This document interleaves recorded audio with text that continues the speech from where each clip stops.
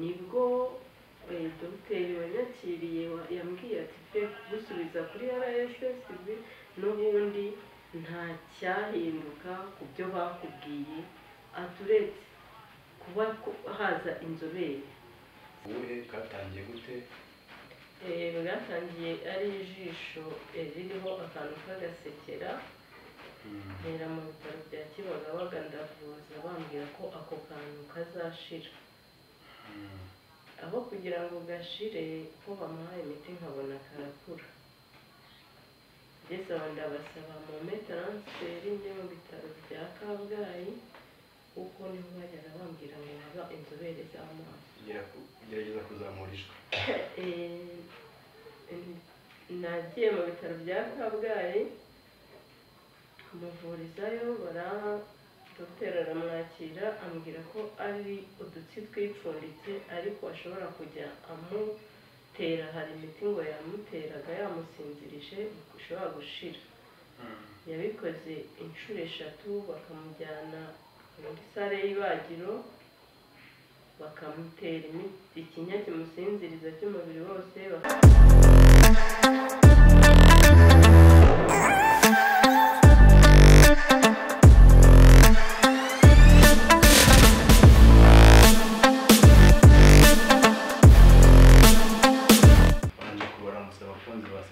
Bifuza amahoro y'Imana namwe mwagize ibyago mukomeza kwihanganisha Imana ikomeze ibahe kwihangana. Uyu munsi twasuye umubyeyi hano kugira ngo tumuganirize twumve baraduhamagaye batumenyesha ko twabaganiriza tukabagezaho ikibazo baba bafite. Atangira mwibwira abantu. Yego mukoze nitwa Tumusabyimana Eugenie, nkaba ndi umumama w'abana 3. Nahamagaye aba bantu kugira ngo koko mbagezeho agahinda kanjye. Mfite umwana wanjye w'imfura urwaye ijisho guhera 2016. Nahereye ubwo mubuza kugeza na n'uyu munsi kuko uburwayi burushaho gukura. Mama warakoze ati uburwayi burushaho gukura ariko ubwo burwayi ni ubuhe katangiye gute? Bwatangiye ari ijisho ririho akantu k'agasekera, ntera mu bitaro bya Kibagabaga ndavuza bambwira ko ako kantu kazashira. Aho kugira ngo gashire ko bamuhaye imiti nkabona karakura. Ngeze aho ndabasaba mu transferi njye mu bitaro bya Kabgayi kuko niho bajyaga bambwira ngo haba inzobere z'amaso. Gerageza kuzamurishwa. Nagiye mu bitaro bya Kabgayi kumuvurizayo dogiteri aramwakira ambwira ko ari udutsi twipfunditse ariko ashobora kujya amutera, hari imiti ngo yamuteraga yamusinzirije ishobora gushira. Yabikoze inshuro 3 bakamujyana muri sale y'ibagiro bakamutera imiti ikinya kimusinziriza cy'umubiri wose bakamukorera, ariko aho kugira ngo bishire bikaza birushaho bitangiraho ijisho ryatangiye gusohoka batangira kubona amaso atangana. Barabikoze igihe kingana n'amezi 6. Bigeze aho mbona ntacyo bitanga, ariko n'amatike yo kujya Kabgayi mbona ni menshi. Ntangira noneho kujya mu bitaro binyegereye bya mu gihe wenda twarutegereje ko wenda RSSB wenda yazagira icyo bikoraho mu gihe wenda umuntu specialiste mu kuvura iyi ndwara yaba ataraboneka. Ni icyo usaba abantu badukurikira kuri kamera? Icyo nasaba nasaba ubufasha yego bwo kugira ngo koko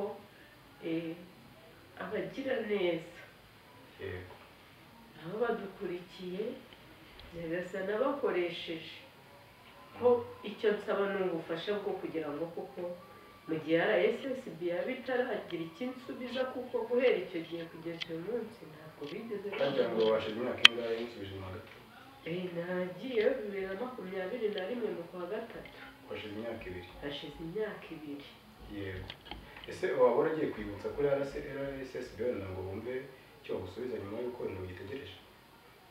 ntabwo nasubiye kuko nyuma ya gato ndi CHK yego ubwo ni muri uyu mwaka kwa gatatu ni kwa gatatu nibwo dogiteri wanyakiriye yambwiye ati pe gusubiza kuri RSSB n'ubundi nta cyahinduka ku byo bakubwiye aturetse kuba haza inzobere zaturuka hanze zikagufasha muri ibi bitaro bya leta atari ko rwose bo aho Faisal ntibagipfa gusinyira abantu ngo bagire ute babakire ku burwayi nk'ubu bukomeye ngo babavure kuri mituweli.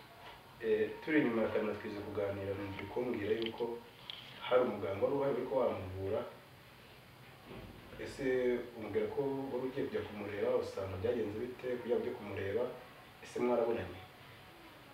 Hari umuganga bari bampaye noneho Kibagabaga bari bambwiye ati tukohereze nabwo nabageze imbere mbabwira mukore ubufasha kuko umwana wanjye arababaye umaze imyaka 6 muvuza ntacyo ntakoze ariko ageze kuri kafe noneho ubu iri jisho ntagisinzira ngo ribe ryahumiriza rirara rireba. Nabwira pe mundebe mu icyo munkorera, barambwira ati noneho hari abaganga bazava muri Amerika bazaza muri ibi bitaro byacu bya Kibagabaga, wazaza ukabonana nabo bakareba umwana tukareba ko hari icyo bakora. Baramurebye nabo bahita bambwira ati ntidushobora kudesida kuba twahita tumubaga kuko ubiri jisho dushaka kurikoraho zihagahita hangirika ahubwo izina. Ikiriho reka tugohereze tube transfer ijya Faisal gukoresha yo MRI, noneho hari umuganga twaguha uwa Kanombe ategera transfer ariko turazabanza tumuhe video y'umwana turebe nadusubiza ko wajyayo nibwo uzajyayo. Ndagenda nkoresha MRI kuri 23 z'ukwa gatanu 2023 fata ibisubizo kuri 25 z'ukwa gatanu mbijyanye Kanombe. Umuganga wanyakiriye ahise ambwira ati ntibishoboka, uzi ko uyu muganga uje kureba yari yakoze sida yikoze 24 yinjyayo 25. Ko twumva ko biriya bya MRI bishobora kuba bihenda, ese ubufasha bwo kubyishyura bwa bwaraturutse hehe? Ese ni mituweli cyangwa ni ku giti cyawe warabyishyuye cyangwa akaba ari wowe? Banyishyuje kuri mituweli yego, ariko umugira neza mbwira ati nibaguha fagitire wishyura umpamagare nkishyurire. Numugira neza wanyishyuriye kuko nubwo nagiye Kibagabaga ari abantu banteranyirije tike kubera guhora mu nzira ngenda nta bushobozi nkigira bwo kuba nagenda iyo ngiye kwa muganga ndasaba. Birumvikana umaze igihe kinini cyane muri ibi bibazo, ubushobozi bugenda bugabanuka kubera kumva utanga amafaranga. Ikindi kibazo nshaka kwibariza, umwana urabamaje ku ishuri ameze gutya, ese iyo ari kwiga ubona we mu myigire mu buzima busanzwe akurikirana kiyo cyangwa n'ubundi cyakora cya kibazo hari ushaka no kwangiza mu myigire yiwe? Mu myigire yiwe ubona ko itari hejuru cyane, iri hasi kubera ko hari ibyo abona hari n'ibyo atabona. Byatangiye hari byose abibona ariko bijisho rimaze kugira ubushobozi buke bwo kuba ryabona. Aba arakoresha rimwe kandi nabwo kurikoresha akanya kanini ahita ambwira ngo ibintu byose arabona bisumukana. Mama wirira katubyereka Imana, ariko ndasaba abantu muri kurikira kino kiganiro ni ukuri uyu mama murabona ko ntabwo atagize ngo avuze umwana, ariko hari igihe bigera ubushobozi ugasanga nawe busubira hasi, wowe icyo wakora ni ukuri wagikora. Hari abo usanga ari inzobere muri ubu burwayi muri kudukurikirana, uyu mwana mwamufasha, namwe mushobora kuba aribyo twatanga na mu gihe twitegereje wenda ubundi bufasha bwa RSS kugira ngo ube yamusinya cya gipapuro, kameramani aza kumufasha abibereke no mu kutwereka impapuro ko ntabwo zifite. Hari icyo twatanga, hanyuma tukaba dufasha umubyeyi impapuro nabonye zifite sinzi ko wazikabona kuri kamera. Nk'iyi niyo taransiferi Dr David yari yatsinyiye ngo njyane Faisal ariyo deje wa CHK yasinyeho ariko RSSB ntibe yansinyira kubera imbogamizi ngo z'iyo fagitire njye niko bambwiye. Ibi byose ni ibipapuro nahereye kera mvuga, impapuro nyinshi hari ibyo bajyanye ntabwo nzigereho gato. Izi zose ni impapuro bisa nk'ubera kuri kamera birebe bishyira rumwe rumwe ariko bishyiraho ngo kugira ngo bikurikirane. Kuri mwe mukurikiye ikiganiro uyu mubyeyi arababaje, murebe kwiga guhera 2012 ari ibibazo yirukanamo bishobora no gutuma nta kandi kazi akora, amafaranga agira agashira, ubushobozi bugashira. Ni ukuri mu bigerageze twese twakora uyu mubyeyi tumufashe, uyu mwana aracyari mutoya apfuye kare agakira yakomeza no kwiga neza agakura.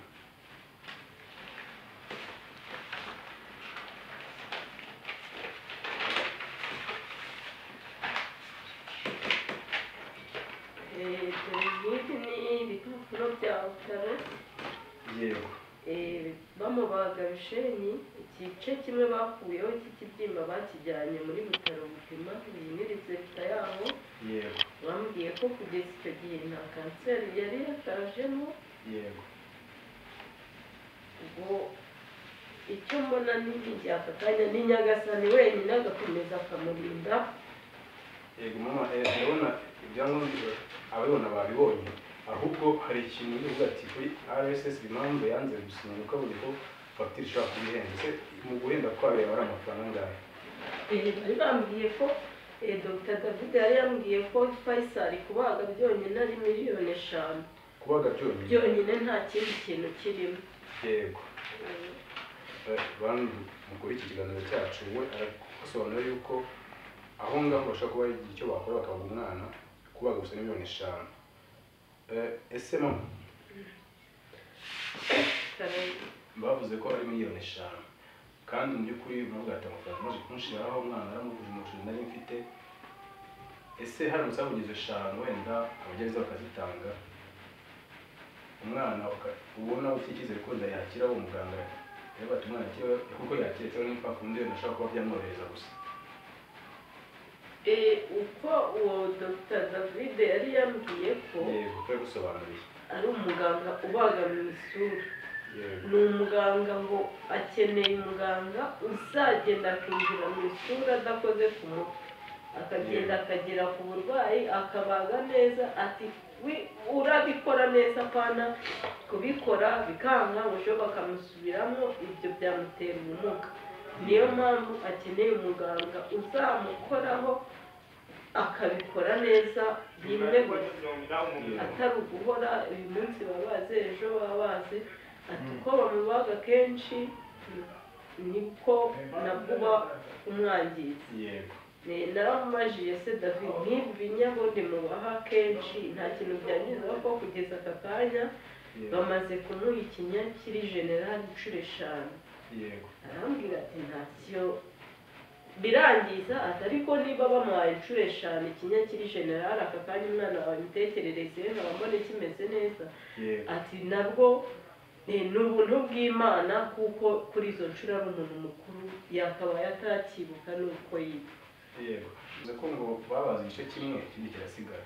ese cyasigaye ntabwo nashaka ko cyatera bino rimwe nka kanseri bikaba yazamo abagabo gusobanurira abo ntabwo bari kubwiho byo. ubu ngubu mfite resulta za MRI nakoresheje Faisal. umuntu ufite ubushobozi bwo kuba yazisoma akamenya ibirimo ni dogiteri kandi ntawe ndabona.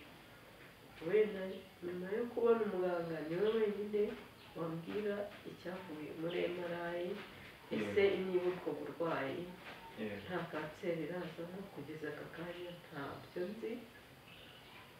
cyane ko uko bucya asigaye ababara kandi atarababaraga. ndi kubona harimo harazamo bimeze nk'amazi bimeze nk'amazi n'ibiki niko risigaye rihora ririra niba ari amarira rero mu gitondo ririra gutyo ukwezi kugashira. ese nta muti kwa muganga wagira uko yifashisha akawushyira muri iryo jisho? nta muti n'umwe, barapima gusa biragenda Imana izagufasha nta kindi. bantu dukurikiranye iki kiganiro ni ukuri reka dufashe uyu mwana tube ko yakira hamwe n'Imana. Ndabizi ko mwabishobora kandi buri Imana ishobora byose. ntabwo Imana ari buri buze hano irabicisha muri twebwe muri njye nawe. fashe uyu mwana ni ukuri umubyeyi kandi ihangane, burya Imana niyo nkuru. urakoze kwihangana. n'icyo nkora ni uko iyo umuntu yongera akambaza ku burwayi bw'umwana nyine ngira agahinda, ariko byo ni Imana wenyine niringiye. yego ibicishije mu bantu nizeye ko ariyo yonyine izagira icyo ikora, kandi nyisaba kugira ngo koko abantu badukurikiranye bazareba aya mashusho, uwo Nyagasani azakomanga kugira ngo afashe uzi umwana, Nyagasani azamukubira akarijana. ni ukuri uwo mwana ni ukwibana mu rugo gutya mu gihe agiye ku ishuri ukiga umucunga umureba. yego nta kindi. kwa kuntu usanga abana bakunda kujya gukina n'abandi bana, we aba ari mu rugo. aba ari mu rugo, ubwo ndumva nyine yaguma hano nsigaye kubera umutekano nsigaye nyine kubera kubona ukuntu ababaye. n'iyo mugendanye usanga abandi bana baje bakamushungera ngo yo muze murebe wa mwana ufite ijisho ryasohotse, ndetse n'abantu bakuru bamubona ukabona baramutangariye. njyewe rero bintera umubabaro, ndavuga ese Mana kubera iki byabaye? ariko icyo nsaba Nyagasani azampe koko twakira ubu burwayi bw'umwana mu gihe butaravurwa, basi njye nirekura mbashe no kuba navugisha umuntu nkamubwira ko ubwo burwayi, kuko njyewe iyo mbonye umuntu azamushungera ngira ngo wenda ari no kumushungera tubabone ko atameze nk'abandi, sintekereze wenda ko biramugeraho umubabaro.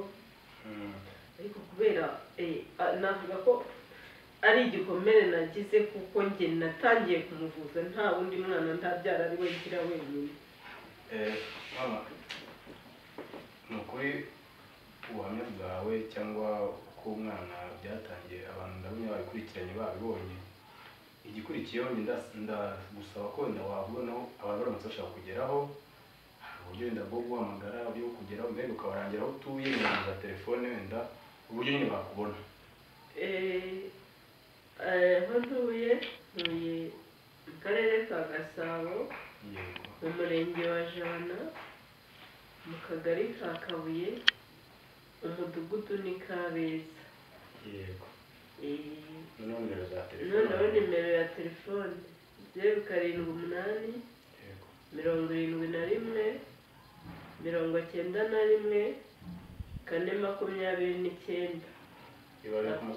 ibaruye kuri Tumusabyimana Eugene. wayisubiramo? 078 71 91 429. rigiye wayimpamagara wenda ni kubera network, reka nshyireho na Tigo. yego 072 7 8 2 6 1 91. yego mudukurikiye izo nimero avuze zombi, muramutse muzihamagaye mukazibura, mwareba no kuri iriya ntuza yanjye hariho nimero mukampamagara, nkaba nabahageze cyangwa nkabarangira. ariko mwanze mukompoze izo nimero yabahaye, mumuvugishe, mumuganirize, mumugire inama. ni ukuri kandi ndahamya ko ubufasha bwanyu hari icyo bwakora, icyo bwahindura ku buzima bw'uyu mwana, akagira ubuzima bwiza cyane bakiri mutoya. ndumva narangiza gushimira kandi mwihanganisha. yego nanjye sinabura kubashimira yego murakoze cyane kandi mbashimira koko mbikuye ku mutima sinari nzi ko wenda hari n'abantu bakora ubuvugizi bakaba bagera ku bantu twebwe ahantu dutuye numvaga nyine nta muntu ukora ku itangazamakuru wahagera turabe koko yagera no ku bantu bababaye nkanjye ntekereza ko atari njye nyine hirya no hino haba hari abandi bafite ibibazo bitandukanye icyo mbasaba ni ukugira kuraje mukajya mugera koko hirya ntimutinye kugera no mu biturage kugira ngo koko abameze nkanjye bihebye badafite kuko ubushobozi none mwabagera koko mubahumurize nishimye pe murakoze namwe mbibutsa ngo dukurikiye nk'uko uyu muntu yarabivuze twebwe urebye ibiganiro dukora ni ibyo gufasha abantu si uyu gusa n'abandi mwabonye kandi n'abandi muzabona ahubwo nawe uri aho ngaho wowe hari undi muntu uzi ubabaye ukeneye ubufasha udafite ubuvugizi watumenyesha tukamukorera ubuvugizi mwe mudukurikiye ni mwebwe dufatanya muri byose ni ngiye wagira ikibazo niho wakigira kandi ningiye wakemura niho wagikemura ndabifuza kugira amahoro y'Imana aho muri mu byo mukora byose Imana ibahe umugisha